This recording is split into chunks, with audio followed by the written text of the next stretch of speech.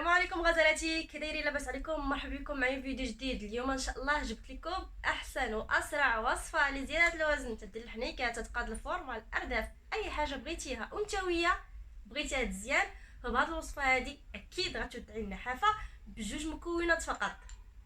وصفه جد سحريه، فبلا ما نطول عليكم نخليكم مع المكونات وطريقه التحضير ديالها ونقول لكم فرجه. بأول مكون اللي هو الزنجلان. فالزنجلان معروف عليه انه كيستعمل في وصفات ديال زياده الوزن. الاستعمال ديالها كي شفتوا معايا من بعد ما صايبنا الوصفه، كي شفتوا بجوج مكونات، فهذه هي الوصفه هذه. فزدت ليها واحد شويه الحليب حيت خاصها تجي هكا، يعني تجي مجموعه. كيف قلت لكم ممكن تخلطوها مع اي حاجه بغيتو، تخلطوها مع النوتيلا اولا تخلطوها مع بيرلي، اي حاجه كيعجبكم ديروها. فمن الاحسن ما تخلطوش كلشي دقه وحده، غتخليوه في سوبيره، داك الزنجلان وداك السيلاك واحد السوبيره، ديروهم في الثلاجه وفيما تبغيوهم غادي تخرجوا واحد معلقه هكا قبل كل وجبه وتخلطوها بنيسلي وعفوا بالشوكولا اولا ببيرلي باي حاجه، وتاكلوا معلقه بحال هكا فقط، ما نكثروش منه.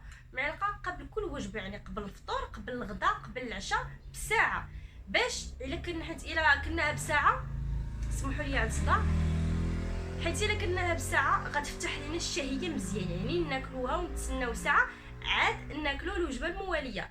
فإلا بغيتوا انه بسرعه يتزاد الوزن، فكلوا مع هذه الوصفه هذه فوق، يعني فوق يعني تريتمون. غتاكلوا اغذيه فيها سعرات حراريه كثيره، غتدخلوا على جوجل غتقلبوا على الاغذيه اللي فيها سعرات حراريه يخرجوا لكم وغادي تاكلوهم. اولا ما بغيوش ما كاينلاش، فقط هذه الوصفه هذه قلت لكم تبعوها يوميا مده اسبوع غتلقاو نتيجه. ولكن من الاحسن الا كانت عندك نحفه مفرطه جدا خاصك شهر عاد غتبان النتيجه، غير داوميها وغادي ترحمي عليها. كيف قلت لكم في العنوان، هذه هديه مني لكم بجوج، يعني بجوج مكونات غادي تصايبي اسرع واحسن وصفه لزياده الوزن. غدير لك الحنيكات، غتقاد لك الفورمه ديالك كامله اي بلاصه، وانت وهي كيعجبك انك تغلطيها فغادي تقدر مع هذه الوصفه. وكذلك كينشط الجسم، ماشي فقط غير كيغلط، كيعطي واحد الكوراج واحد لاكتيف للجسم، دائما تيبقى اكتيف.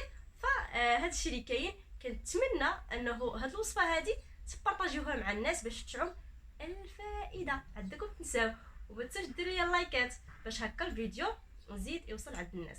فدابا وصلنا لنهايه الفيديو، كنتمنى يكون عجبكم، وداعا حتى نتلاقاو في فيديو جديد.